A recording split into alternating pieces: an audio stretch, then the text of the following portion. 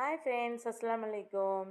நைட்டே பிளான் பண்ணியாச்சு, காலையில் புடலங்காய் பொரியல் செஞ்சுக்கலான்னு சொல்லிட்டு. நைட்டு பார்த்தீங்கன்னா கடலைப்பருப்பு எடுத்து கொஞ்சமாக ஊற வச்சுட்டேன்.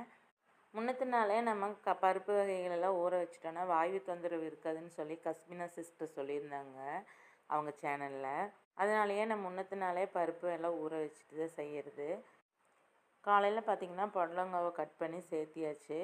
பருப்பு வந்து ஆஃப் வேவ் வெந்ததுக்கப்புறமா நம்ம புடலங்காவை சேர்ந்தால் ரெண்டும் கரெக்டாக ஈக்குவலாக வெந்துடும். பருப்பு சீக்கிரமாக வெந்துடும். நம்ம நைட்டே ஊற வச்சங்காட்டி பருப்பு சீக்கிரமாக எனக்கு வெந்துருச்சு.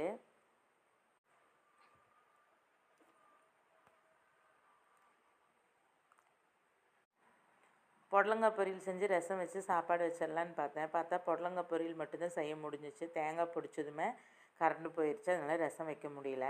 ரசம் வந்து நான் வேக வச்சு செய்ய மாட்டேன். நான் அரைச்சி தான் ஊற்றி ரசம் வைப்பேன்.